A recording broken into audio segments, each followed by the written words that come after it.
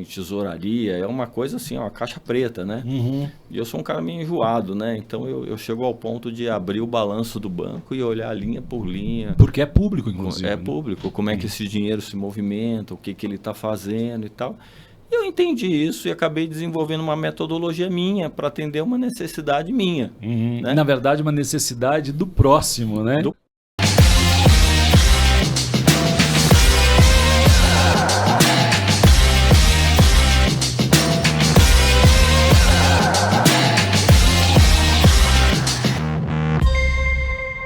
Bem-vindos a mais um podcast do Tela Negócios e Missões, é onde a gente se encontra para falar de cosmovisão bíblica.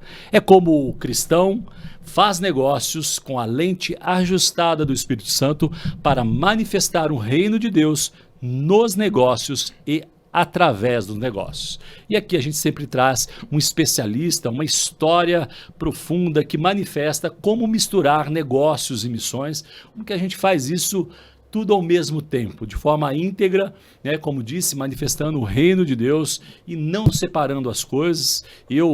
Você que me acompanha há mais tempo sabe que eu tenho uma história de que eu fui ensinado que vida secular é diferente de uma vida cristã. Eu hoje, óbvio, né, entendo que sempre foi uma coisa só. E nós vivemos num tempo, e a Rede Tela repercute esta visão de que o mundo dos negócios é uma plataforma de Deus também para levar o reino. Você vai entender que não precisa ter necessariamente milhões para investir, mas no mercado de capitais e de ações, e mercado financeiro, melhor dizendo, mas você pode começar com pouco. E a coisa mais incrível, né, que você vai entender também ao decorrer desse testemunho, dessa história incrível, impactante, diria que é um milagre mesmo, né? Estou fazendo suspense aqui, espero que o convidado aí, né, entregue em mim aqui com a expectativa que eu estou criando para você, mas eu tenho certeza que ele vai, né? Então você vai entender aí que não é para você investir numa empresa, mas a ideia aqui é te ensinar a pescar. Então, vamos nessa? Então eu preciso aqui, senão a produção me cobra depois, pedir você gentilmente curtir, comentar e compartilhar. Você já sabe que os algoritmos adoram, é alimento, né, como se fosse pão para os peixinhos, né, para que a gente consiga levar essa história tão incrível, tão impactante a muitas pessoas. Combinado? Vamos nessa? Então, vou dar as boas-vindas aqui ao Luiz Paulo. Bem-vindo, Luiz. Bem, muito obrigado. Prazer estar aqui com você. É uma honra. Muito bom. Então, deixa eu dar as devidas credenciais aqui. O Luiz Paulo, né, sempre eu pergunto aqui, o sobrenome, ele tem um nome composto e como se não bastasse isso, ele tem um sobrenome composto, né, Luiz? Então, Luiz Paulo Luna. Então, alguns, depois você manda para os seus amigos que te conhecem como Luna. É isso, né? aí. Luiz Paulo Luna e Fernandes. Então, você também manda para os seus amigos que te conhecem como Fernandes, né? Ele é fundador da TV Med, da Vilab e também da Renta Invest. Mas a parte mais... O seu negócio mais importante é ser casado com a dona Ana Paula, né? Exatamente. Casado com a dona Ana Paula e pai de 5 filhos. Uau! Então você gosta de filhos mesmo, hein? Vou fazer um adendo que você falou aí do Luna, né? Eu sempre faço questão de botar o meu nome completo, Luna Fernandes, porque Luna é o sobrenome da minha mãe. Para honrar a sua mãe. É uma guerreira, uma grande inspiração. Então, sempre gosto de refrisar aí, porque é uma mulher batalhadora. Aprendi muito com ela e tenho certeza que ela está sempre muito feliz aí com os sucessos que a gente vai alcançando. Muito bom, então vamos dedicar esse episódio à sua mãe. O que você acha disso, né? Começa aí assim. Aí você vai causar um ciúme na família. É a minha mãe e a família, né? Ah, sim, é verdade. Porque atrás de um grande homem sempre tem uma grande mulher, né? Muito bem, e muito os bem. Filhos é a alegria da vida, né? O Senhor nos deu coroa. Muitos filhos, graças a Deus. Mas vamos citá-los também. Então você tem aqui, o Luiz é pai da Thaís, da Carol, do Luiz Fernando. É júnior ou filho? É filho. Luiz, Não, é só Luiz Fernando. Luiz Fernando. Lara e Luiz Felipe. Exatamente. Esqueci alguém? Não esqueceu ninguém. Família toda completa, nada como começar sobre a família, né? Porque isso é parte da nossa estrutura, da nossa essência. A Thaís é minha primogênita, né? Hoje ela é uma empresária, formou em moda, muito atuante, e está agora ajudando aí o pai nesse empreendimento aí da TV Med, né? Muito Carol bom. é uma médica, infectologista, e fez residência em infectologia ali no auge do Covid, né? Uau, que desafio, hein, Luiz? Morando em casa comigo, ela saía todo dia, mas ninguém pegou Covid, porque ela botou os protocolos de segurança lá e todo mundo ficou bem, graças a Deus. Muito bom. Luiz, eu chamo de pequenos começos, né? E aí até um neurocientista que passou por aqui respaldou a minha tese, né? Que é na adolescência, ou muitas vezes na adolescência, a gente recebe inputs que isso vai repercutir na nossa vida adulta de empreendedor, de empresário. Sempre tem um tio, um pai, mentor, um vizinho, alguém que cruza o nosso caminho e às vezes são oportunidades, né? Então eu queria que você contasse um pouquinho dos seus pequenos começos, na fase da adolescência mesmo, né? O que aconteceu na sua adolescência que você de alguma forma identifica o que você vive hoje? Bom, eu era um adolescente normal, né? Eu no terceiro, muito estudioso, adorava estudar. Terceiro colegial eu fazia cursinho de manhã, colégio de manhã e cursinho à tarde, né? Uhum. E aí eu fiz isso mais ou menos até setembro, mais ou menos. Não, minto, até agosto. Aí em agosto eu ganhei uma bolsa, na época eu estava estudando no Objetivo, e aí eu continuei fazendo colégio de manhã, né? E cursinho à tarde. E aí, nesse meio tempo, eu resolvi empreender, né? Uhum. Porque eu comecei a me envolver nessa área de vídeo, comecei a gostar e eu, ao mesmo tempo, eu queria fazer análise de sistemas, que não tinha nada a ver, estava me preparando para fazer esse vestibular. E ali, na última hora, eu mudei não para rádio e TV, como você pode imaginar, eu mudei para empresarial, né? A parte de administração de empresas. E quantos anos você tinha, Luiz? Então, eu comecei a minha empresa com 17 anos, né? 17? Então você 17. Começou, não foi nenhuma inspiração, foi hands-on na adolescência, foi né? Porque aquele ano, inclusive, foi muito confuso, né? Porque eu fazia colégio de manhã, cursinho à tarde, depois eu ganhei a bolsa, comecei... E quando chegou mais ou menos em setembro, mais ou menos, eu abandonei o cursinho, né? Continuei com o colégio, obviamente. E aí comecei a empreender, né? Peguei a garagem de casa, reformei... E botei minha cama, mesa, cadeira, equipamento e tal. E comecei, eu peguei a turma da rua, os amigos da rua. Que legal! Fui ensinar eles a fazer vídeo. E aí eu organizava e fim de semana eu saía para gravar. Eu gravava tudo quanto é tipo de evento. Então você imagina, casamento, aniversário, desfile de moda. Foi uma produtora então, praticamente? Era praticamente uma produtora. Eu fiz vários desfiles de moda. Carla Camurati, várias celebridades aí. Eu fiz aquele São Paulo Brasil Gallery, né, que eram os melhores do ano. O Jô Soares pegava todo ano e homenageava os melhores do ano, né? E aí eu fui lá, comecei a também fazer esse tipo de trabalho, casamento, aniversário, e a coisa foi escalando. Até a hora que eu, mais ou menos, nessa época eu já estava com 18, né? Já foi no ano seguinte. Aí eu estava querendo gravar qualquer tipo de evento, né? A gente fazia anúncio naquele jornal Casa e Família do estado de São Paulo, e ali vinha de tudo, né? Vinha aniversário, vinha casamento, desfile de moda. E aí uma vez veio um médico maluco lá, eu brinco carinhosamente, mas é um médico muito querido, era um urologista, Dr. Roberto Tulli, e ele queria gravar um evento, mas ele não tinha como bancar aquilo, não queria pagar, não tinha como ter o custo de uma produtora, que era uma época bem mais caro. Estou falando de uma coisa há 40 anos atrás. E aí ele me convidou para fazer o evento, e quando a gente chegou nesse evento, teve um desafio muito grande, né? Porque normalmente para você gravar vídeo precisa de muita luz, né? Sim. Só que no estúdio tem bastante luz. Isso. Imagina isso há 40 anos atrás. As luzes eram aquelas luzes quentes, né? Isso. Incandescente, e tal. E a gente estava lá, começou a filmar, aí de repente ele fala, primeiro diapositivo e apaga todas as luzes. Eu falei, pronto, e agora? Como é que eu vou filmar isso? Aí eu acabei ali meio que empiricamente, pela experiência, desenvolvendo uma técnica para filmar em ambientes escuros, filmar em salas escuras, uma época que não era uma coisa muito normal. Os médicos amaram esse tipo de de abordagem que eu fiz.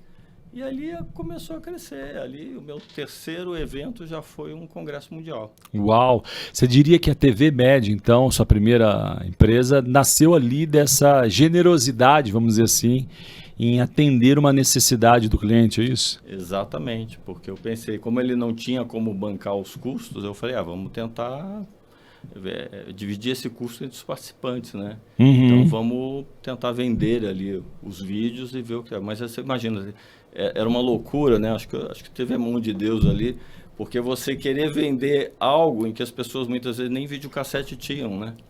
Então, mas as pessoas depois que compravam vêm me perguntar assim, qual aparelho que eu compro? Onde Uau. eu compro um aparelho? Ela sabia a importância e o valor daquele registro, né? Mas não tinha como o recurso, ver, né? Não era todo mundo que tinha um videocassete, né? Isso foi antes ali daquela febre que começou com as locadoras. Sim, um pouco antes ali, né? Uma época que as câmeras não eram sem fios, né? A gente tinha câmera com fio, você andava com aquelas baterias de moto de um lado e aquele videocassete grande do outro, pendurava aqui mais a câmera, era um arsenal. A gente poderia dizer que você foi o Steve Jobs das fitas VHS, né? Porque você sabe que, você falando aqui, eu lembrei de uma frase emblemática do Steve Jobs. Quando ele apresentou o iPhone era completamente disruptivo, né? Como um smartphone, as pessoas tinham uma relação com o telefone completamente diferente do que é hoje, né? Hoje é orgânico e às vezes a gente até esquece que isso fazem poucos anos, né? Menos de 2 décadas, né? E o Steve Jobs fala assim, isso aqui é o que todo mundo precisa, eles só não sabem ainda, né? Então você, de alguma forma, apresentou um produto que eles não tinham nem como consumir direito. Mas o ponto que eu quero chamar a atenção aqui, na verdade, né? Brincadeiras à parte aí, é esse ponto da generosidade, né? Você poderia racionalizar e dizer, cara, eu não vou pagar, eu não vou fazer. Mas estar com o coração aberto para abençoar, Deus transforma aquela semente numa planta, numa árvore, né, que hoje tem dado muitos frutos e abençoado muitas vidas. A gente tem que estar sempre com a mente aberta, né? Verdade. Para abençoar e para ajudar. Sim. Quando aquele médico me pediu aquilo, eu pensei assim, poxa, ele estava trazendo os maiores especialistas do mundo, né? E era um evento na área de urologia e estava trazendo ali grandes especialistas. E era uma coisa totalmente disruptiva. Ele foi realmente ele mudou... Multilier. Ele mudou ali um momento ali da urologia brasileira ali, né? E eu vi a importância daquilo. E eu falei assim, poxa, por que não ajudar num momento como esse? É uma coisa importante, né? Eu não posso... Nem tudo na vida é dinheiro. Eu sempre digo assim, tem muita coisa que eu faço, isso era uma coisa que era até difícil, porque às vezes as pessoas não me entendiam, né? Falam assim, pô, mas por que você vai fazer... vai lá gravar cirurgia para esse médico, não sei o que. Eu falei, pô, mas o cara está inventando uma técnica que é excelente, não tem como bancar, eu tenho que dar uma contribuição, o que custa? Minha câmera está aqui parada, os equipamentos estão aqui, não custa nada tentar ajudar, né? As pessoas não entendiam isso, eu dizia assim, olha, pode ser que hoje ele não me pague nada, mas com certeza alguma coisa boa Deus vai mandar no lugar. E sempre foi assim na minha vida, né? Eu abri uma porta e Deus abria mais 3. Então... Você sabe, Luiz, eu costumo dizer, né, em alguns eventos que eu participo e tal, que existe uma moeda do céu, né, para ajudar de alguma forma a tangibilizar. Às vezes algumas pessoas são visuais, né? Então, que se houvesse, né, propondo aqui um exercício de imaginação, se houvesse uma moeda do céu, né, um coin celestial, eu tenho certeza que de um lado da moeda estaria escrito mordomia, que é como você administra aquilo que Deus te confia, e do outro lado estaria escrito generosidade, né? Então o teu caso, o teu case é um exemplo de mordomia, né? Eu tenho aqui, vou cuidar disso como para abençoar o outro e também vou ser generoso. Porque no final, Luiz, não dá para você ser generoso sem ser um bom mordomo. Porque se você é só generoso, você de alguma forma vai desestruturar o processo, né? Pessoas que não têm limite de generosidade, né? Às vezes passa necessidade, não foca naquilo que é importante de estruturar, e tem pessoas que só sob o aspecto de fazer uma boa gestão né? E aí eu chego no ponto que você falou, não, eu tenho uma empresa, preciso cuidar dela, Deus que me confiou e tal, eu não vou fazer de graça, não faz sentido. Né? E quando você é sensível, essa coin celestial, ela multiplica as 30, 60 e a 100 por 1, né? Parafraseando o versículo bíblico. Eu acho que tem muito a ver com você ouvir a voz do Espírito Santo, né? Fato. Eu sou cristão já há muitos anos, eu tenho uma dificuldade grande, às vezes, de decorar um versículo, né? Eu não sou aquele cristão que você vai me perguntar uma coisa e eu vou saber a Bíblia de cor, mas eu acho que a essência a gente sabe, né? E eu ouço muito o que Deus toca no meu coração. Então, assim, nesse caso, em muitos casos da minha vida, sempre as pessoas às vezes me perguntam, mas por que você está fazendo? Eu não sei, eu senti no coração que eu tinha que fazer e eu vou fazer, porque é como você falou, a gente é mordomo, né? Deus está no comando o tempo todo. E a gente tem que saber ouvir a voz do Espírito Santo, né? Cada um tem seu dom, né? Eu não falo em línguas, não sei ali todos os versículos decorados, sei a essência, mas a gente tem que ver como que Deus se comunica com você e sentir isso. É fato, hoje de manhã eu estava numa reunião importante de negócios e ali nós estávamos falando sobre a agenda do céu. O tema ali, né, subliminarmente era sobre a agenda do céu. Então, quando você está disponível para a agenda do céu, ela muda a agenda da terra e de alguma forma que não é lógica do ponto de vista humano, né, ela se transforma em algo poderoso na agenda do céu, primeiramente, mas a gente traz a agenda do céu para a terra. Quando a gente se alinha, exatamente isso que está dizendo, com o nosso coração, né? Então eu quero fazer uma pausa aqui e te provocar mesmo, né? Porque o nosso podcast aqui, Luiz, também a ideia é ser provocador, né? Não é só para ouvir história boa, a gente também, vou te provocar também aqui daqui a pouco, te perguntar o que não deu certo, né? Porque as nossas dificuldades também ensinam para a gente e podem, de alguma forma, inspirar os outros, né? Sim. Mas aproveitando esse corte aqui, esse tema importante, né? O quanto que você tem buscado ouvir a Deus de coisas que são, às vezes, tão lógicas e tão óbvias do ponto de vista humano, né, e racional, e não tem nada de errado com isso, né? Mas o quanto você está sensível a parar e ouvir a voz do céu, a estar alinhado a sua agenda com a agenda do céu.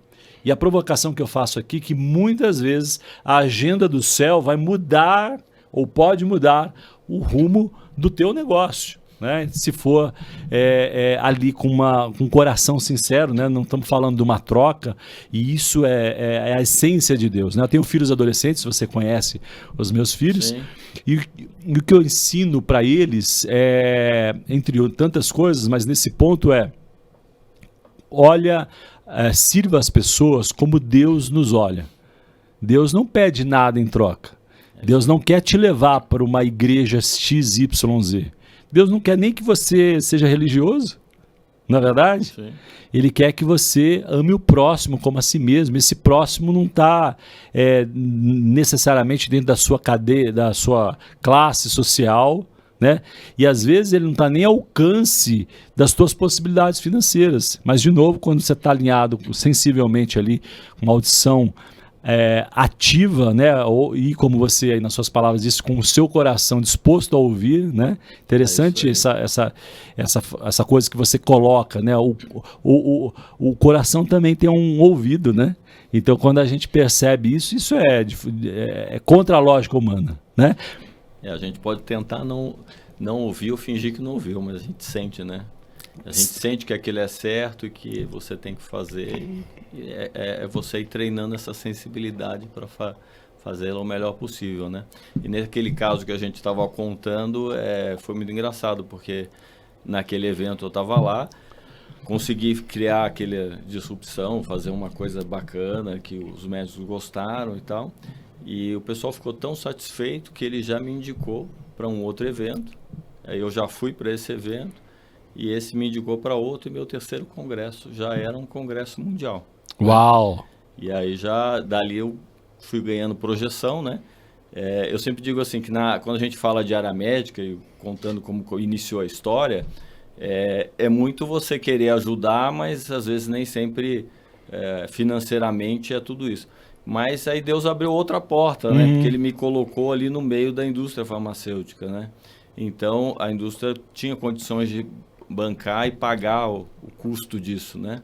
Então, cada vez que eu fazia um projeto que às vezes eu não era tão rentável financeiramente, não era bom negócio, aí apareceu um outro que compensava. Que compensava e pagava mais 3 ou 4 do Uau. outro. E assim a gente foi seguindo e passaram-se aí 40 anos aí, estamos aí até hoje nessa missão aí de levar a educação médica para os médicos. Você sabe que você falando aqui me veio o versículo de Provérbios que diz que o generoso prosperará. Né? Tem tudo a ver com a história da TV Med. Mas avança no tempo, a TV Med chegou a 150 colaboradores, é isso? E qual que é o core business da TV Med? Então você começou ali com congressos, registrando, mas na verdade é uma empresa de educação, é isso? A TV Med é uma empresa de educação médica, né? O nosso intuito é levar atualização médica para os médicos, então a gente tem um estúdio próprio, a gente produz conteúdo, a gente grava eventos, grava cirurgias e tudo com o intuito de pegar todo esse conteúdo e estar levando para os médicos que estão mais distantes, que estão em cidades menores, né? Pega numa época que nem a internet tinha, né? Mas mesmo hoje com a internet a gente continua fazendo isso, levando com o objetivo de estar atualizando, estar levando conteúdo para eles, né? E essa foi a missão que a gente veio empreendendo e a gente foi crescendo, né? Hoje a gente já... Então, são 4 andares, a gente tem 150 colaboradores, então a coisa foi evoluindo aí de uma maneira substancial. Mas tem uma pimenta aí na história da TV Med, né? Você, mais cedo, quando a gente conversava um pouquinho, antes de iniciar aqui, você contou que de alguma forma ela tem ali um conteúdo ou ela se posiciona de certo aspecto que vai um pouco na contramão da indústria farmacêutica, né? Isso conta por quê?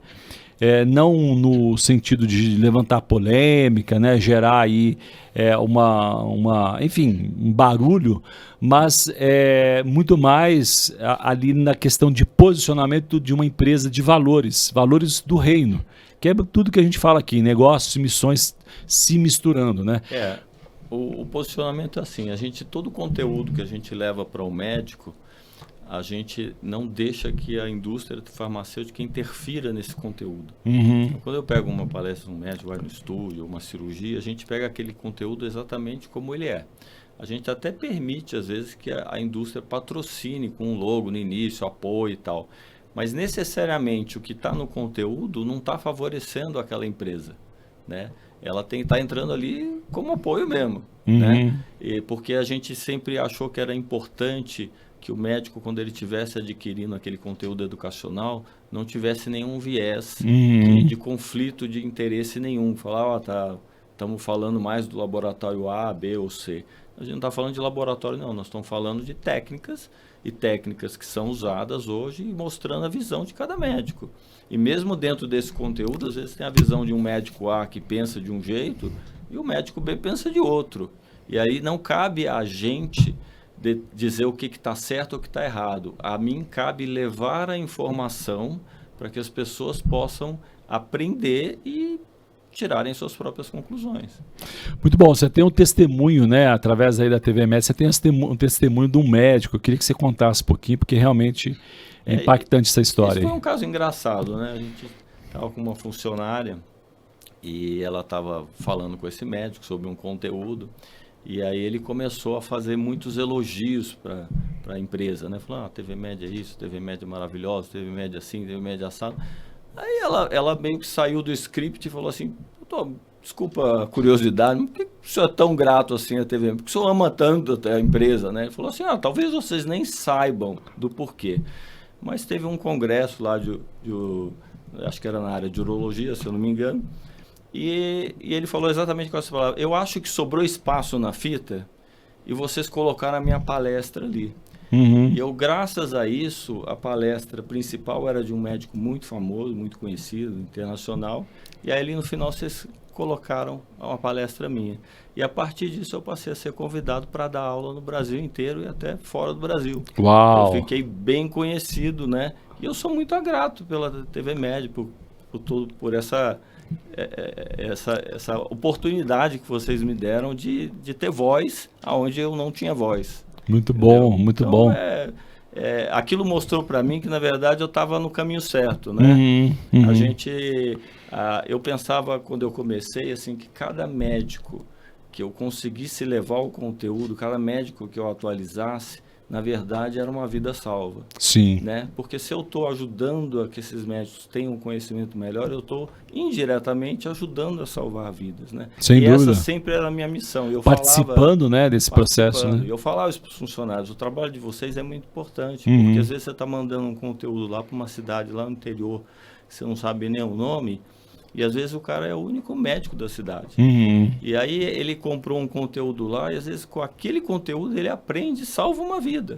Então, assim, é um trabalho muito sério, muito importante, que tem que ser levado com muito zelo, muito cuidado, muito carinho. A gente vive hoje num tempo onde se fala de busca de propósito, né? E eu costumo dizer aqui, né, sem nenhuma crítica a imersões, essa história de coach, nada disso, mas aqui o meu ponto é que é tudo sobre servir. Né?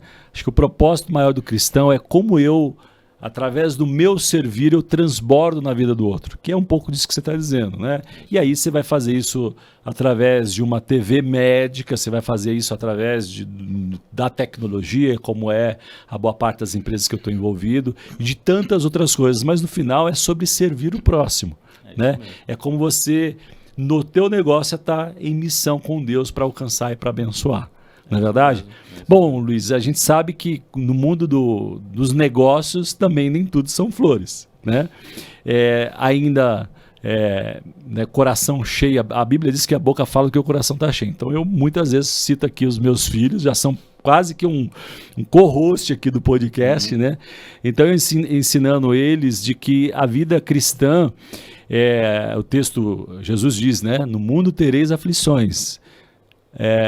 Ele tem o poder para nos livrar de todas as aflições? Com certeza tem, mas são nas dificuldades que a gente aprende a desenvolver fé e também ser um bom mordomo, que é o tema aqui principal do podcast. Então a pergunta que eu te faço é o que não deu certo? Então, porque as coisas que não dão certo também nos ensinam, né? Então nem tudo são flores, e dentro dessa sua jornada da TV Média aí, vencedora, né? São 150 funcionários, né? Alcançando o Brasil inteiro, mas o que deu errado? Você citaria, isso aqui deu muito errado e tem um aprendizado aí por trás. Eu digo assim, eu falo para todo mundo que organização é a chave do sucesso. Sim, né? Fato. E dentro dessa minha visão, eu sempre fui uma pessoa muito organizada, extremamente organizada, tudo documentado, tudo certinho, tudo bonitinho.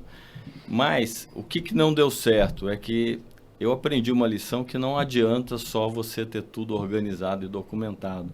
Você tem que ir um pouco a mais, né? Então eu estou falando assim, a gente vive num país que é desafiador para o empresário. Sim, né? fato. E a gente tem esse problema assim que a gente fala hoje, que é a parte da justiça, né? E mais especificamente justiça do trabalho, né?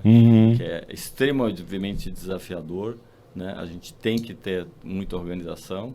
E o que não deu certo foi que eu aprendi a duras penas uma coisa uma lição que a gente aprende, que quando a gente vai no meio jurídico, e ninguém é advogado, a gente não é advogado, mas o empresário ele tem que acabar aprendendo a conhecer isso também.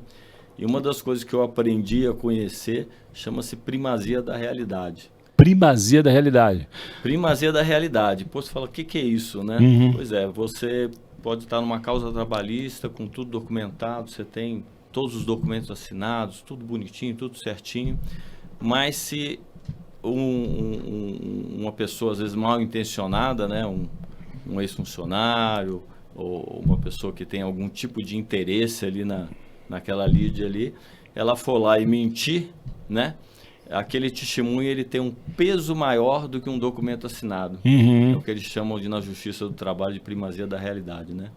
Então eu aprendi isso a duras penas. Então assim, o que eu falo assim para o empresário estar sempre atento é assim, sempre ter tudo documentado, tudo bonitinho, tudo assinado, tudo pago por dentro, nada de por fora, por mais que alguém fale aí, ter tudo certinho e que tenha sempre uma testemunha ali para depor para você, porque por mais que você saiba que está tudo certo, o peso da testemunha é o peso da primazia da realidade. Sem ela, você vai ter problemas. Prejuízo. E no teu caso específico, te trouxe um prejuízo expressivo. Sim, me trouxe um prejuízo e me trouxe uma lição, né? Então, acho que isso que é o que não deu certo. A gente, quando é empreendedor, eu sempre empreender é a parte mais fácil, né? Se você ama aquilo que você faz, Sim.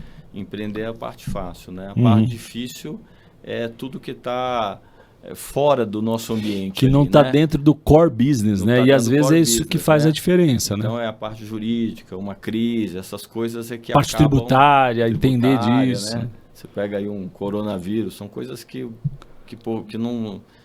Por mais que você tenha tudo sob controle, é um componente novo ali que pode trazer uma dificuldade, né?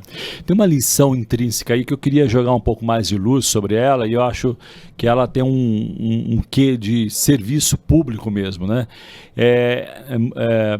Eu invisto numa startup de inteligência artificial e para muitas pessoas isso está na moda, preciso ter uma solução no meu negócio, etc. e tal. Mas todas elas carecem do mesmo ponto em comum ou do mesmo problema, compartilham do mesmo problema, independente de qual seja o segmento, né?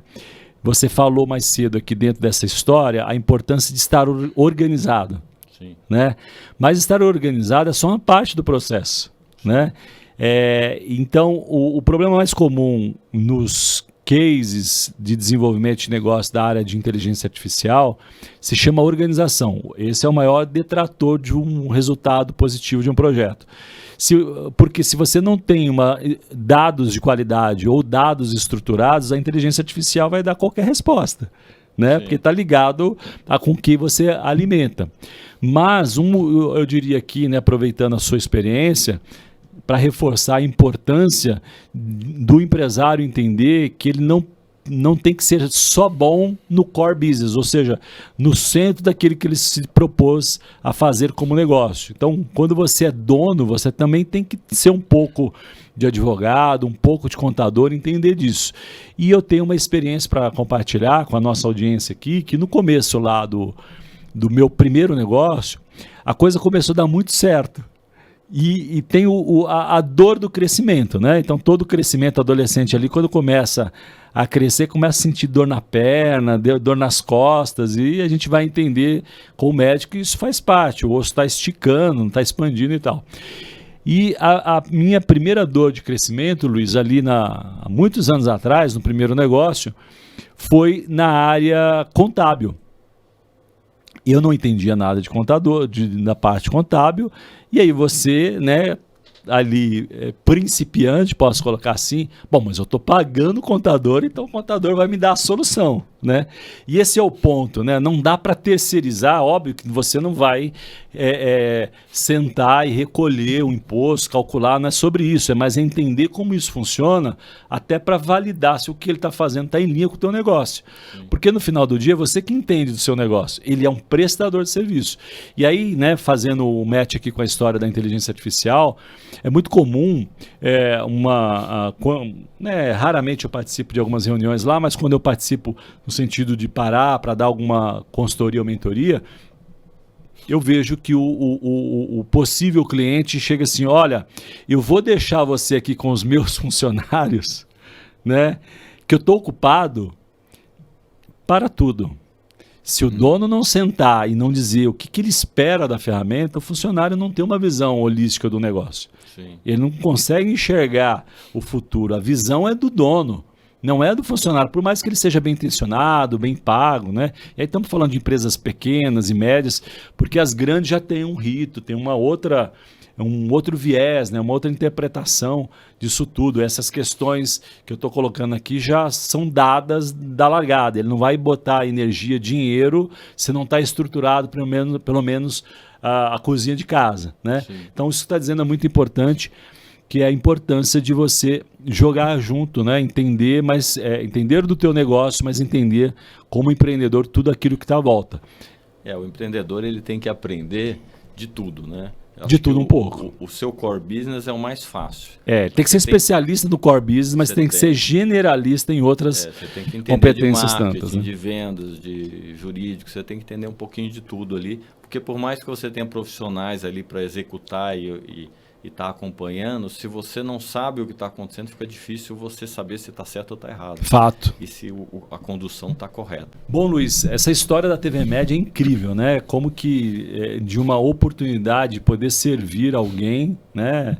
Aqueles pequenos começos que você já comentou, pôde ali, para servir um médico, você fez disso um negócio que hoje ocupa 4 andares, 150 empresários, fazendo aqui um apanhado geral, mas a TV Med se resumiria como o quê? Qual que é o core business, qual que é o modelo de negócio, como que ela é uma empresa que abençoa as pessoas? O objetivo principal da TV Med é levar a atualização médica a todos os médicos do Brasil, né? Levar conteúdo educacional para que eles possam se manter atualizados com as últimas novidades, up-to-date, tudo aquilo que tem de novo na área dele para que ele possa estar podendo atuar de uma maneira melhor.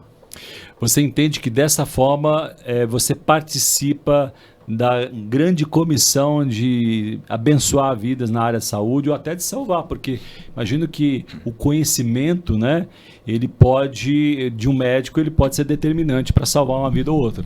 Sim, o conhecimento ele sempre salva vidas, né, em qualquer área, né, e na área médica principalmente, que é mais literal, né, você realmente salva uma vida, né. Então, esse é o objetivo principal da TV Med, levar conteúdo de qualidade para que os médicos possam ser atualizados. Eu vou botar um pouquinho de pimenta na nossa conversa aqui, tá bom?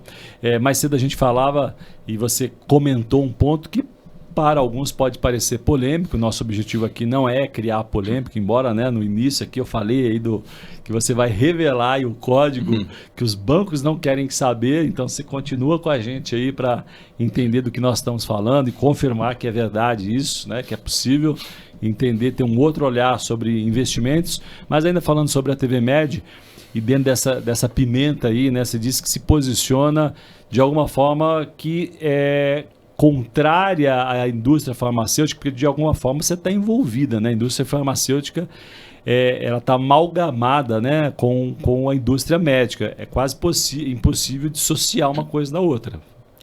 Veja, não é que eu estou contrário a ela, né? A gente segrega as coisas, né? Então, eu produzo muito conteúdo para a indústria, a pedido dela, é uma coisa fechada, e eu recebo por isso. E eu produzo muito conteúdo educacional para vender direto aos médicos. Eu não deixo que a indústria interfira nessa seleção desse conteúdo ou no que vai ser falado ali. Então, é uma coisa mais segregada, entendeu? E com isso, a gente consegue buscar ter financiamento para estar continuando abençoando e fazendo conteúdo bastante educacional, né? E ao mesmo tempo a gente acaba atendendo a indústria, levando coisas de qualidade para ela.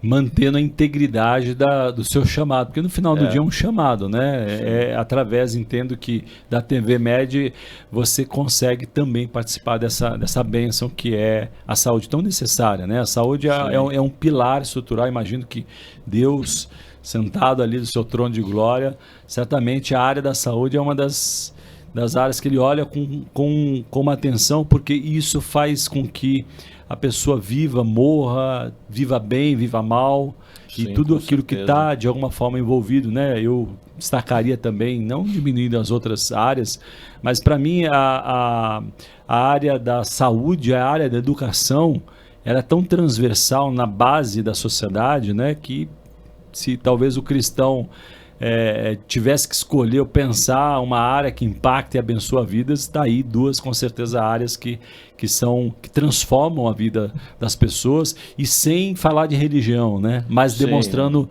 Deus na essência, né? Sem saúde a gente não é nada, né? Então, você tem um testemunho de um médico, inclusive, que viveu, que de alguma forma foi abençoado, né? A gente está falando daí das pessoas que são tocadas, né, por conta que o médico alcança elas, mas também o médico foi abençoado. Conta essa história bem curiosa. Então, o que aconteceu foi o seguinte, uma vez um médico ligou para uma atendente nossa lá e começou a rasgar elogios para a empresa e que era muito grato à TV Med, que sem a TV Med ele não seria nada, não sei o quê.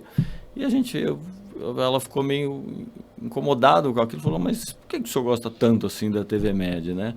Aí ele falou assim, talvez vocês nem saibam, né? Ele falou exatamente essas palavras. Mas sobrou um espaço na fita e vocês colocaram a minha palestra ali. Uhum. E aí, com isso, eu passei a ser convidado para dar aula no Brasil inteiro e até fora, né? Uau! E eu, na época, fui até pesquisar, vi o vídeo lá e falei, poxa, era um palestrante, o primeiro, tinha uma palestra mais ou menos 1 hora, era um palestrante super famoso, internacional e tal. E aí, na meia hora seguinte, era esse médico, né? E aí a gente acabou conseguindo levar um conteúdo, né, de qualidade, e aquilo impactou demais na vida dele, né? Então eu vi que com aquilo a gente estava certo, né, na missão da empresa. Porque a missão da TV Med é levar conteúdo de qualidade para vários lugares e poder atualizar o médico, né? E foi o que a gente fez. E se aquele médico, apesar dele falar que era muito grato à empresa, se aquele conteúdo não fosse bom e não tivesse a importância, né, certamente ele não seria convidado para dar aula no mundo todo. Então o que a gente fez foi ajudar a levar essa informação a mais pessoas e poder mostrar, tornar ele conhecido, né? E a gente fez isso com vários outros médicos, né? E isso está sempre, eu fico muito feliz que está dentro do nosso propósito, né, de levar conteúdo de qualidade aos médicos do Brasil. Falando de propósito, né, Luiz, muito hoje, sobretudo com essa era coach, não estou aqui criticando, né, as imersões e tudo mais, mas no final o grande propósito do empresário cristão e do cristão como um todo é servir. Sim. Não é? Como que você serve através dos seus negócios. É muito legal essa história. Agora, tão legal quanto essa visão do propósito de servir, é ter também uma visão de negócios com relação a ecossistema. Muito se fala hoje em ecossistema e a sua segunda empresa veio dentro, talvez não de uma forma estruturada ou proposital, mas a sua visão de ecossistema é pensar num negócio dentro, né, da indústria que você está inserido, criou um outro negócio. Mas, na verdade, acho que o ponto mais interessante ou curioso é que esse segundo negócio veio de uma dor, né, no sentido de uma necessidade de entender ou resolver um problema, é assim que nascem muitos negócios, né? Ele veio bem de uma dor, né? A gente sempre tem que buscar sinergia para formar esse ecossistema, como você falou. Mas ali, no caso, apesar de ter uma sinergia muito grande entre essa minha segunda empresa, né, que no caso você está se referindo a Vilab, isso, ela veio da dor de um parente que estava com problema de memória, né? E eu estava fazendo um trabalho nos Estados Unidos, uma transmissão de neurocirurgia, e aí me pediram, falou, o neurologista pediu para comprar uma vitamina aí na farmácia, alguma coisa lá, ela me deu o nome, eu fui lá, pesquisei, tinha N vitaminas nos Estados Unidos, quem vai na farmácia lá tem N vitaminas. Eu acabei achando aquela que eu achei mais interessante, né? Levei, perguntei se depois para o parente, tá ajudando, tá melhorando e tal. Mas eu fiquei muito curioso e intrigado com aquilo, né? E aí eu comecei a pesquisar um pouco aquela fórmula e falar, poxa, podia mudar um pouco aqui, talvez. A gente, eu não sou médico, obviamente, mas 40 anos lá, muitos amigos médicos, a gente acaba absorvendo, né, todo esse conteúdo. Sem dúvida. E aí eu acabei fazendo uma fórmula, né? E acabei lançando o primeiro produto da empresa, que era uma startup na época, né? A gente criou essa startup 2 meses antes da pandemia. Uau. E o primeiro produto chamava Brainvita, que é uma vitamina para o cérebro, né? Então é levar todos os nutrientes que o seu cérebro precisa para poder trabalhar de acordo e ter o potencial máximo dele, né? E é bem isso, ele é como se fosse uma vitamina, ele dá uma turbinadinha no seu cérebro. E aí depois essa nova versão passei para o parente falou, pô, minha memória está melhor ainda agora e tal, e outras pessoas começaram a testar, e aí acabou nascendo o primeiro produto, né? A gente não teve muita... a empresa foi muito bem, né? E veio dessa dor, mas 2 meses antes da pandemia, né? A pandemia foi um desafio, mas apesar disso, né, por essa coisa do online, o produto foi super bem, a gente acabou lançando outro para quem tem problema de dor nas juntas, né? O CartMove, e foi criando vários produtos, a gente tem uma linha grande de produtos, né? E deu muito certo, graças a Deus. Bom, você falou de pandemia, um grande desafio, né, para muitos.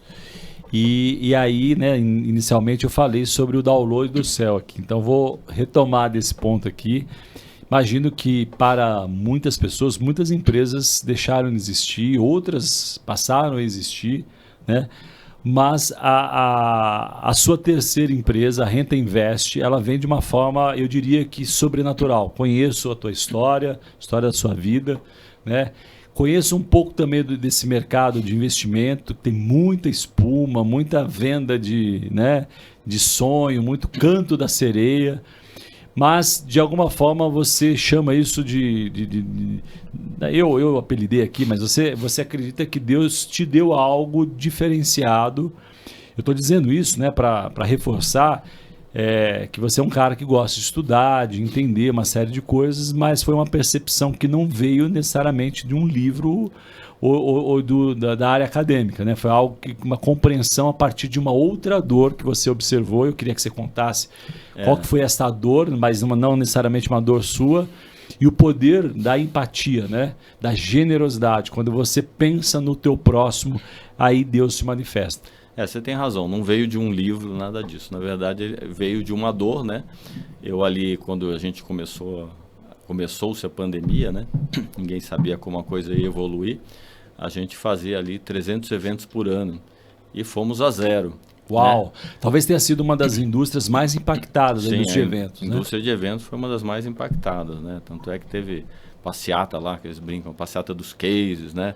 Foram lá para o Ibirapuera, empurrando case de equipamento, porque foi um setor muito impactado, né? E eu, de repente, me vi naquela situação de uma empresa que fazia 300 eventos por ano, né? E foi a zero.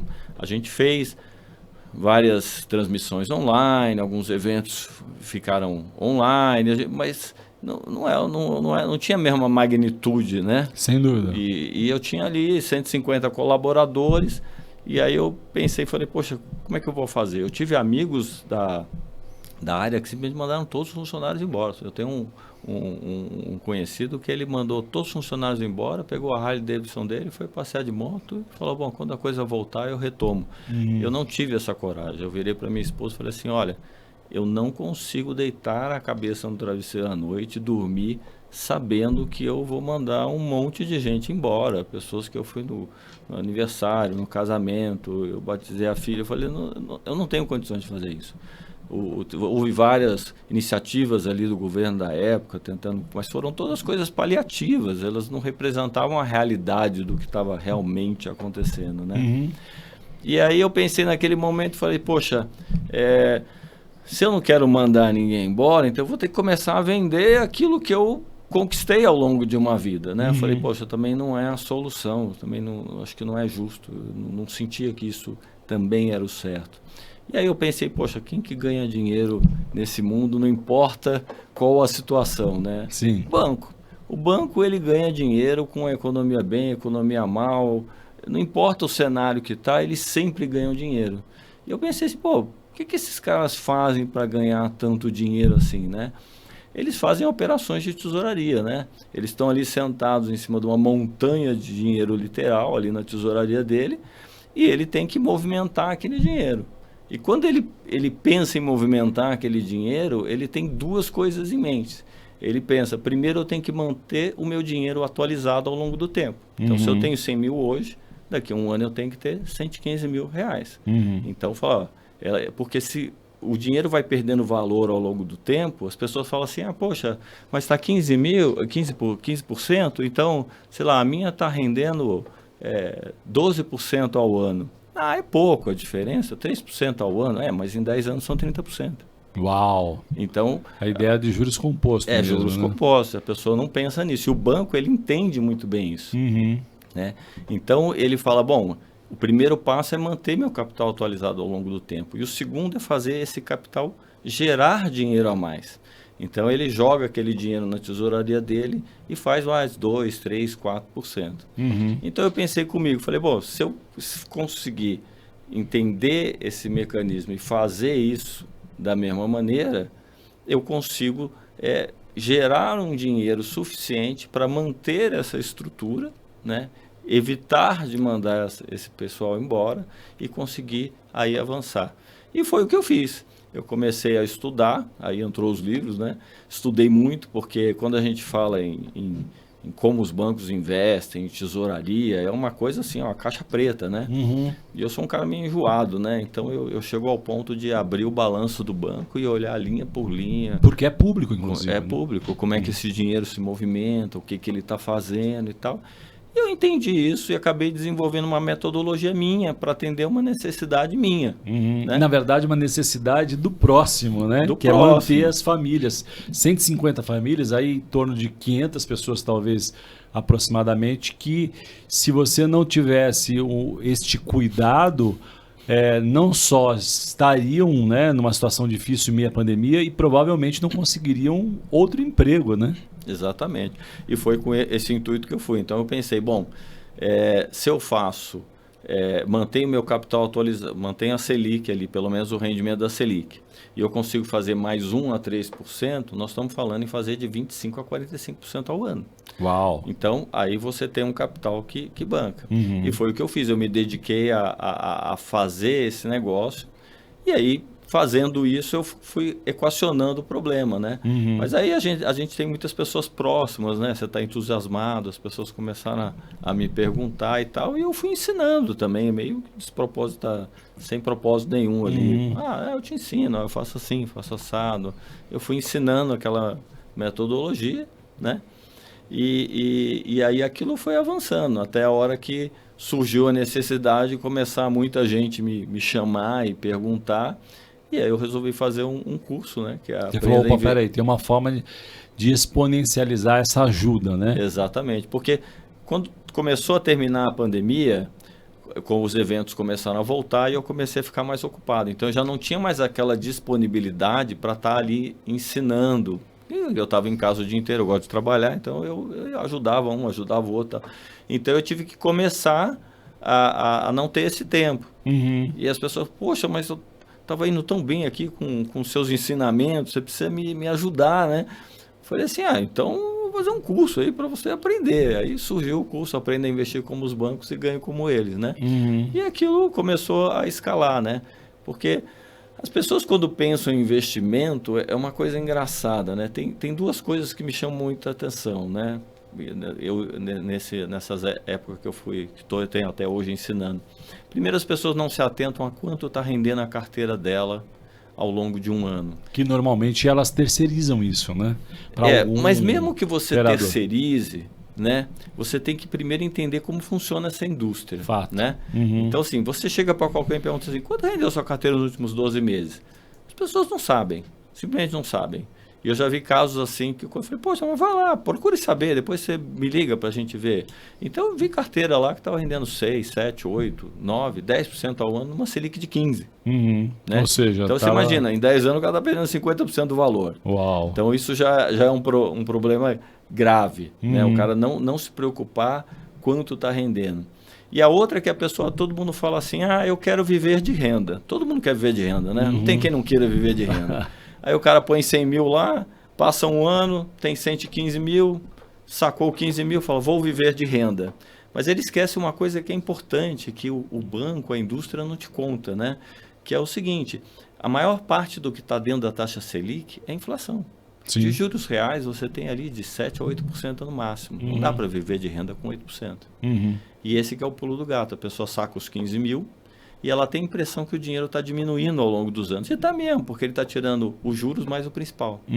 E aquilo vai impactando e você vai perdendo rentabilidade na sua carteira.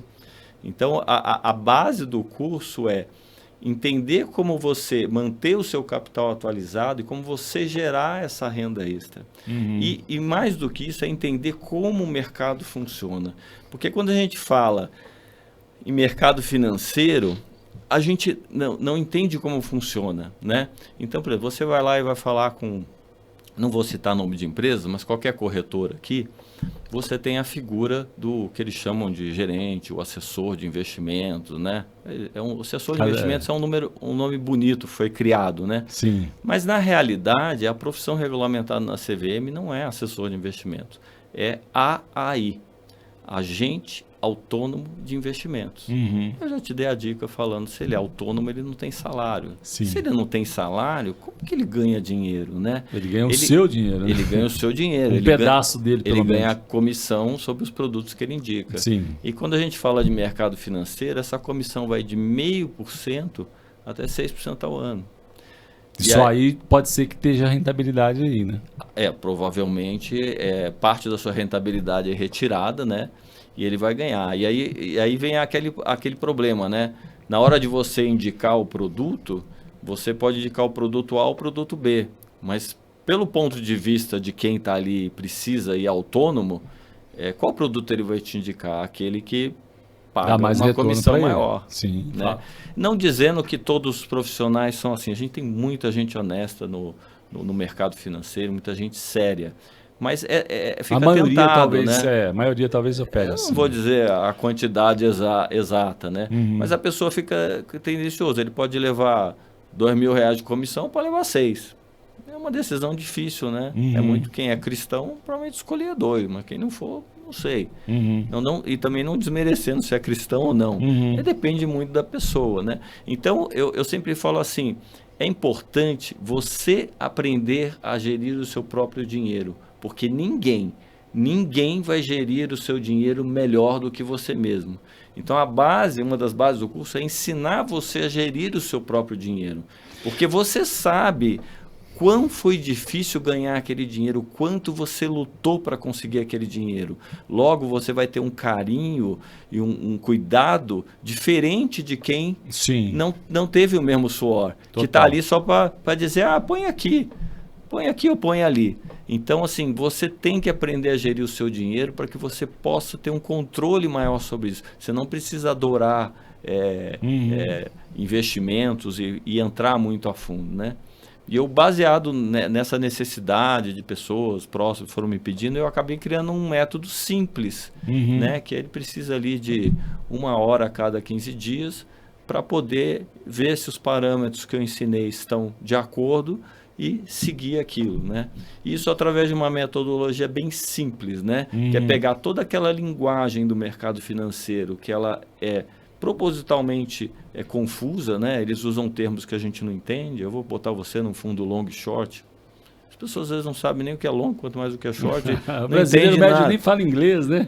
Nem fala inglês, né? E aí você pegar e começar a destrinchar esse conteúdo e transformar ele numa linguagem simples, acessível. Então, dentro dessa experiência, eu já peguei desde uma dona de casa a um cara que vendeu a empresa dele na Bolsa de Valores. Uau! E receberam o mesmo conteúdo nivelado de maneira simples para que você possa aprender a gerir o seu dinheiro e tomar a frente de uma vez por todas sobre aquilo que você... Às vezes a pessoa poupa a vida inteira e aí quando vai ver lá, não tem. Eu tinha um aluno meu que ele levou para mim no curso e falou assim, o fundo de previdência dele estava rendendo 6% ao ano. Estava perdendo dinheiro, né? Está perdendo dinheiro. Sim. Isso aí, pega ali, peguei os últimos 5 anos dele, você pega uma Selic média aí de, sei lá, 11%, 12% em 5, 6 anos, ele estava tirando 6%, a metade. Então, ele está perdendo 50% do patrimônio, porque está lá, né? E é um dos produtos que mais comissiona, né? Que mais a pessoa recebe, né? Então, é complicado. Ô, Luiz, então tem um ponto importante aqui, né, que eu quero fazer jogar a luz mesmo, né? Então nós não estamos falando aqui de uma corretora. Então esse negócio que você criou é educacional. Ótimo, porque isso é importante para não parecer que a gente está aqui fazendo uma propaganda né, embedada aqui num podcast. Acho que essa parte é muito importante para a isenção mesmo aqui do podcast. Mas acho que o ponto alto é ensinar a pescar, né? Então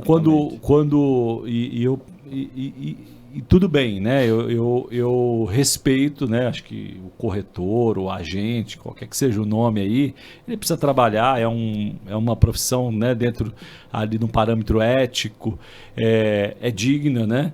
Mas aqui nós não estamos falando de uma corretora, não estamos falando que a pessoa eventualmente estiver ouvindo aqui, vai investir, vai te depositar um dinheiro, que é normalmente assim que funciona, e você ou teu time vai tratar. Você quer ensinar essa pessoa a investir o dinheiro dela e rentabilizar. Dá uma ideia de grandeza aqui, comparado aí, por exemplo, se é que é possível, né? Uma rentabilidade média aí que as corretoras entregam, para o que esse método, um Depara aqui, consegue entregar. Hoje em dia o pessoal fala muito em benchmark ali da Selic, né? Uhum. Então, rendendo próximo à Selic, o mercado diz que está bom, né?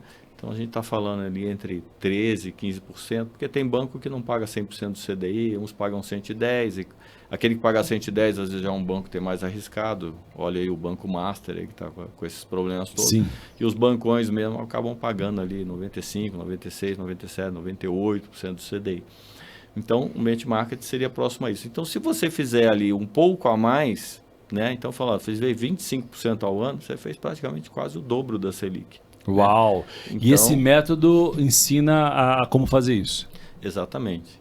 É puramente educacional. A gente não tem vínculo com nenhuma corretora. Uhum. Aliás, eu sempre digo que dinheiro bom é dinheiro na sua conta. E você fala muito aí de utilidade pública, então vou dar um serviço de utilidade pública aqui. Qualquer investimento que você faça em que a pessoa diga para você depositar na conta de um terceiro, que não seja a sua conta de banco, nunca faz, porque 99% é golpe. Dinheiro bom é dinheiro na sua conta, sob a sua gestão. Eu já vi N alunos meus cair em casos como esse. Não sei se você conhece, por exemplo, tem um título que está surgindo aí no mercado que chama CCB. Não sei se já ouviu falar isso. Já ouviu falar? Não vi. Então, CCB. CCB é como se fosse um CDB, só que de uma empresa. Tá. Então tem empresas aí que estão fazendo empreendimentos imobiliários, né, principalmente esse negócio de loteamento e tal. Eles criam lá um CCB, vende para os investidores e falam, vou te pagar 1%, 2% ao mês de rentabilidade garantida e tal. Só que nessa o seu dinheiro saiu da sua conta e foi para a conta de um terceiro. Né? Para financiar os projetos dele, né? Dele. Aí, o caso de um aluno que o dinheiro foi saindo, né? Aí ele recebeu de janeiro a julho, recebeu o dinheiro 100%. Quando chegou em julho, pararam de pagar. E aí começaram a falar, não, vamos pagar, e não pagaram. Né? Por quê? Porque o dinheiro está lá na conta de um terceiro. Empresa quebrar, como é que você faz? Né? Então o dinheiro tem que estar na sua conta, sob a sua gestão, porque aí você garante que está tudo certo.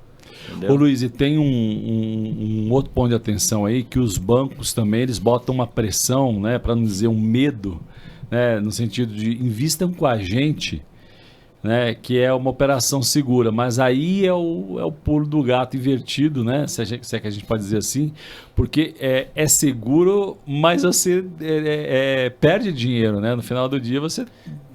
o grande Quando você consegue corrigir o dinheiro é muito, senão normalmente você está o grande problema depreciando o patrimônio. Existem bancos muito bons e a maioria dos bancos eles têm produtos, né? Você imagina, quando você tem uma livraria, você tem vários títulos à disposição. Sim. Eles, no caso do banco, ele tem uma cesta de produtos ali para poder estar te vendendo. Alguns produtos melhores, outros piores. O interesse dele é estar vendendo o produto e estar alocando dinheiro para que o dinheiro fique ali. Sim. Mas nem sempre a estratégia daquele produto ou que estão fazendo ali é uma coisa que vai ser altamente rentável para você, né? Às vezes é mais rentável para ele. Então, por exemplo, você pega lá, peguei um caso de um aluno lá que pegou uma debênture e vendeu, ele, cara, tinha 70 anos de idade, venderam uma debênture para 2037. Ele não vai estar vivo, provavelmente. Ele não vai estar vivo, provavelmente. É esse o problema, uma possibilidade, né? E aí não falaram para ele que ele ia ter um deságio na hora de sair. Porque é um produto, às vezes, longo, não tem liquidez. Sim. Né? Que é uma LCI, uma LCA para 5, 6, 7, 8 anos. Não tem liquidez. Né? Você entra, mas depois você não sai. Sim. Né? Teve uma aluna, por exemplo... Não, e se sair, o pedágio é altíssimo. O pedágio é altíssimo, 20, 30... Já vi casos de 35% de deságio. Uau. Né?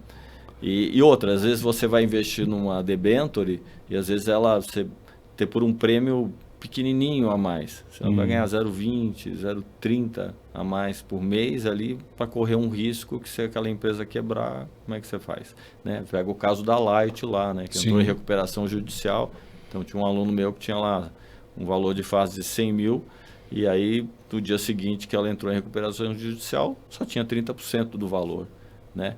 E o mercado todo sabia que aquilo ia entrar em recuperação judicial, mas no entanto venderam para ele 2 meses antes dela entrar em recuperação judicial. Aí entra aquela história, maldade, não sei. Omissão, né? O cara precisava receber, né? Que loucura. É uma loucura. Então, assim, a base não é assim, os bancos, tem bancos muito bons, muito competentes, corretoras, assim, a indústria é uma indústria muito avançada, muito tecnológica. Mas o grande ponto de observação que eu coloco é você entender como isso tudo funciona para que você possa ter uma escolha mais correta para os seus investimentos, entendeu?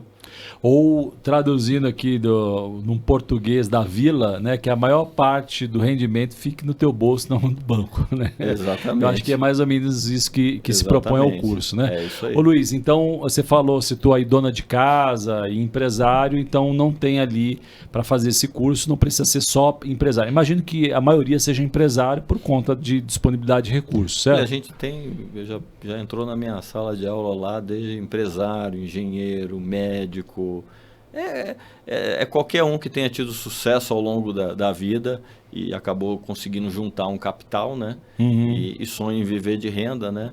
E acha que o banco vai fazer isso para ele. E na verdade o banco muitas vezes não vai, né? Eu diria que aí um ponto de atenção é muito mais do que pensar em viver de renda, é também ser um bom mordomo do recurso que está com você. Exatamente, você tem que cuidar bem do dinheiro, porque se você tem um capital que está rendendo ali 10% ao ano numa Selic de 15%, em 10 anos você perdeu 50%. Você está sendo um mau mordomo. Sem né? dúvida, sem dúvida. Como lá na parábola dos talentos, né? Ruim. É fato. Como é que funciona esse curso? Você abre de tempos em tempos? A gente abre a cada mais ou menos 2 meses e meio. Ele é um curso de 2 dias. A gente pega todo mundo, hands-on, então. Super prático. 2 dias é teoria na prática. É teoria e prática. Então eu levo todo mundo para um hotel de 5 estrelas. O pessoal senta lá no hotel comigo. Eu pego todo mundo pela mão. A gente não faz uma turma grande e eu ensino passo a passo toda aquela metodologia para que ele possa sair de lá do curso e já aplicar ela já no dia seguinte. Boa. Né? E aí eu dou todo o apoio que a pessoa tem. Então é pegar todo aquele conteúdo do mercado financeiro que é complexo, traduzir, pular aquilo que é besteira, porque quando você vai fazer uma prova, uma coisa, o professor manda você estudar tudo. Eu já vou lá e já vou direto nos pontos que realmente interessam. Isso aqui é assim, mas você não precisa perder tempo. Aqui, o que você precisa é prestar atenção nesse detalhe aqui. Então, a gente já vai direto no pulo do gato, vamos dizer assim, e faz exercícios treinando aquilo que a gente ensinou para que ele saia ali no final apto a já executar e mudar a vida dele. Isso é interessante porque o que você está falando de alguma forma você está modelando, né, o modelo mental da execução, mas a pessoa, estou entendendo que ela não precisa botar todo o dinheiro no primeiro momento. Ela coloca um pouco, testa, valida e vai aumentando os aportes. Que é muito legal. Sobretudo porque ela está fazendo isso na própria conta e ela mesma. Né? Então é um ambiente absolutamente controlado. Fantástico isso. Parabéns aí por essa missão, né, de transbordar na vida dos outros. Né? Eu entendi que o rendimento desse modelo de negócio ele sustentou as 150 famílias e hoje certamente está abençoando muito outras famílias, né? Sim, porque quem não vai gostar de ganhar 1 a 3% ao mês mais a Selic, né? Ele realmente muda o jogo, né? Sim. Ele realmente faz o dinheiro trabalhar por você, né? Hoje, normalmente, as pessoas põem o dinheiro ali numa aplicação e o máximo que faz é manter ali o capital corrigido ao longo do tempo. É 0 a 0. 0 a 0. Com esse método, a gente tem um rendimento. Então, é como você ter uma empresa que te dá ali de lucro. Então, você pega uma Selic de 15, você fez ali 45, 30%, vamos ser conservador, eu fiz 30% né, no ano. Então, se eu tenho um capital aplicado ali de 100 mil, eu tive 15% de lucro líquido. Lucro líquido, dinheiro real, que você pode usar para fazer aquele capital aumentar mais, ou você pode usar para ajudar na sua vida e transformar ela e trazer muitas bênçãos para ela. Então, fantástico, fantástico. Como é que se chega até o Renta Invest? Tem um Instagram ou Instagram pessoal? Tem o site, né? rentainvest.com.br. Então, o caminho para se conectar e entender a próxima turma é Renta com T de tatu. Renta de rentabilidade, okay, né? Invest, tudo junto, rentainvest.com.br. E o Instagram é @rentainvesttreinamentos, né? Entra lá, se cadastra, né? Se quiser entrar no meu Instagram pessoal também, é luispa30, né? E @luispa30. E aí entra lá e a gente vai ajudando e abençoando aí. E multiplicando, né? Transbordando na vida do seu irmão. Muito bom, muito bom. Estamos caminhando para o final aqui, Luiz. Acredito que minimamente a gente entregou aqui uma, né? Óbvio que é diferente você estar lá os 2 dias treinando, né? Absorvendo, mas aqui sem letras miúdas, né? Ficou muito claro aí qual que é entender o jogo, né? Dos bancos e modelar esse modus operandi e aplicar. Isso. E o banco ele faz isso, a gente modela, mas modela dentro de uma modelagem que eu criei. Né? Tá. Porque o banco ele faz isso diariamente. Uhum. E a minha necessidade era ter uma renda mensal. Então eu modelei isso de uma maneira a você criar uma renda mensal recorrente todo mês. Entendeu? Muito bom, muito bom. Luiz, caminhando para o final aqui, a gente tem clássicas 3 perguntas que eu preciso fazer para você aqui para entender um pouquinho do Luiz Paulo, né, na essência aí. Bom, a gente está numa fase fantástica da inteligência artificial, né, temos várias LLMs, temos, enfim, uma infinidade de possibilidades aí de pesquisas, mas eu costumo dizer que nada ainda, pelo menos, substitui o livro, né? Porque Sim. O livro é uma fonte de não só de conhecimento, mas eu costumo dizer que o livro é um mentor. Né? À medida que a gente vai lendo o livro, e aí um ponto de atenção aqui, tem gente já botando o livro no ChatGPT e pedindo para fazer resumo, né? Então, existe um processo da neurociência ou do cérebro que, à medida que você lê o livro, o cérebro processa, te faz perguntas, criam conexões, sinapses, Sim. que uma inteligência artificial lendo para você resumo não vai completar a sinapse, né? Então, não caia, não que você não deva usar isso, eu mesmo utilizo amplamente na minha vida, em todos os aspectos, né? A inteligência artificial. Utilizo, por exemplo, alguns prompts para me ajudar a fazer estudos bíblicos, mas nada substitui ler a Bíblia, por exemplo. Né? Então, tirando a Bíblia, Luiz, que livro que você diria que impactou ou modelou ou mudou a sua forma de enxergar o mundo? Bom, antes de eu falar qual o livro, eu vou só dar um adendo aí no que você falou. Eu acho que o pessoal tem que ter consciência, assim, a inteligência artificial ela veio para ajudar e ser uma ferramenta, mas ela não substitui a criatividade humana e todo o raciocínio que a gente tem por trás. Tanto é que, eu usando o próprio ChatGPT, muitas vezes fiz uma pergunta, ele me respondeu e falou assim, mas não seria correto você dizer tal coisa? Você corrige ela fala, não, você tem razão, realmente tal. Então, assim, ela te traz a informação, né, mas ela não consegue pensar sobre ela. Né? Ainda não consegue pensar e não nunca sei se vai conseguir. Eu acho que nunca vai conseguir, né? Mas sabe, Luiz, um termo que eu gosto, que eu tenho utilizado aqui, tenho rebatizado, na verdade, a inteligência artificial de inteligência amplificada. Continua sendo IA, mas é uma forma de trazer um empoderamento, uma ferramenta de escala, porque coisas que você precisava talvez de muitas pessoas ou muito tempo fazer em curto tempo e otimiza. Né? Então digo, pensar em amplificação e não substituição. Exatamente, ela é uma ferramenta para te dar produtividade. É isso aí. Mas você tem que pensar se aquilo está correto. Bom, voltando ao livro aí, eu acho que tem 2 livros que me impactaram muito, né? Um é Pai Rico, Pai Pobre. Clássico, né? Clássico, né?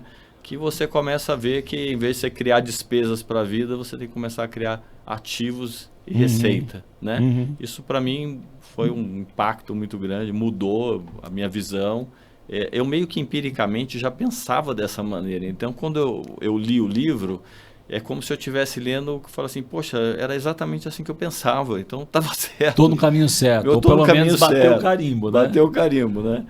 E um outro que eu gosto muito de empreendedorismo é um livro chamado Oportunidades Disfarçadas, né? Que conta histórias de grandes empresas e como que elas surgiram, né? Então, por exemplo, só sem roubar o tempo aqui seu, imagina ter uma empresa que ela fazia pulverização de regiões agrícolas, né? E ela, apesar de ter os aviões modernos e tal lá, e não estava conseguindo esse impacto. Aí um dia o cara teve uma ideia de distribuir radioamador para todas as fazendas próximas. E aí, toda vez que ele ia pulverizar, ele falava, estamos indo pulverizar tal fazenda, assim, assado. Aí todo mundo começou a ouvir, começou a ficar interessado, e aí começaram a chamar, e aí logo aquilo cresceu, né? E aí, essa empresa hoje é uma empresa grande, né? O nome dela não é mais o nome que eu vou te dizer, mas é TAM. Táxi Aéreo de Marília. Uau! Né? A famosa TAM que virou a Latam hoje, né? Pois ela começou uma pulverizadora agrícola virou de uma grande companhia aérea. Foi a ideia que eu ali, o comandante Rolinho, não sei se foi ele exatamente na época, que teve essa ideia. E no livro conta cases como esse, que inspiram a gente que quer empreender, né? A pensar que às vezes você pensa que é uma coisa muito complexa, eu vou montar uma empresa, eu preciso disso, preciso daquilo. Na verdade, você precisa de uma grande ideia, só isso. Muito bom. Né? Muito bom. A vontade de empreender. De alguma forma, esse é parte da sua história, né? Então, Sim. quando a gente pensa no ecossistema, a Vitalab, que surgiu ali Vilab, que surgiu da TV Med e dessa necessidade de abençoar as famílias da TV Med, surgiu aí a Renta Invest, tá lendo, né, sabendo discernir o tempo e o modo. É isso. Fantástico. Bom, Luiz, penúltima pergunta, olhando aqui para a sua câmera, que conselho você daria para um empreendedor, quer seja jovem, ou com mais avançado e pensando em desistir, muita dificuldade, não é para mim? Que conselho que você daria livremente, ou pelo menos movido aí pelo Espírito Santo, para quem está nos ouvindo, a partir das suas experiências? Nunca desista dos seus sonhos, né? O impossível está a um passo da sua determinação. Então você tem que ser uma pessoa determinada, criativa e fazer, porque vai ser abençoado, né? Nunca desista. Eu, ao longo da minha vida, quando eu montei a TV Med, todo mundo dizia para mim desistir. Isso é muito difícil, você não vai conseguir, isso é impossível. Eu falava assim, o impossível só está a um passo da minha determinação. A gente vai com criatividade, vamos pensando, vamos estudando e arrumando soluções criativas, porque você não pode desistir do seu sonho. Muito bom. E com Deus os sonhos normalmente se transformam em realidade se você tiver a visão calibrada de servir, né? Quando a gente fala em Deus, as pessoas falam muito assim, Senhor, oram e falam assim, Senhor, me manda um emprego, por exemplo. Né? Falam, Senhor, por favor, me manda um emprego.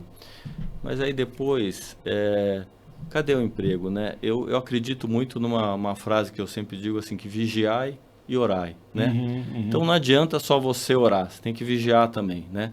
Então a pessoa pede um emprego, mas aí eu faço a pergunta, você foi procurar um emprego, você abriu o jornal, a internet hoje em dia, né? E foi procurar? Não foi. Então como é que você quer que Deus te abençoe se você não está fazendo a sua parte? Por isso que eu digo, vigiar e orar. Se você fizer a sua parte, com certeza Deus vai querer te abençoar, porque Deus, eu digo que Ele não patrocina desgraça. Ele é um Deus que patrocina coisas boas. Ele quer o melhor para a sua vida porque Ele te ama. E se Ele te ama, Ele te quer bem. Então, deixa Ele atuar, né? Se você não fizer a sua parte, fica difícil. Muito bom, seja ousado, né? A fé e a ousadia andam juntos, né? É isso aí. Luiz, a última pergunta aqui do seu podcast. Luiz Paulo, qual o seu sonho grande hoje? A gente tem tantos sonhos na vida, né?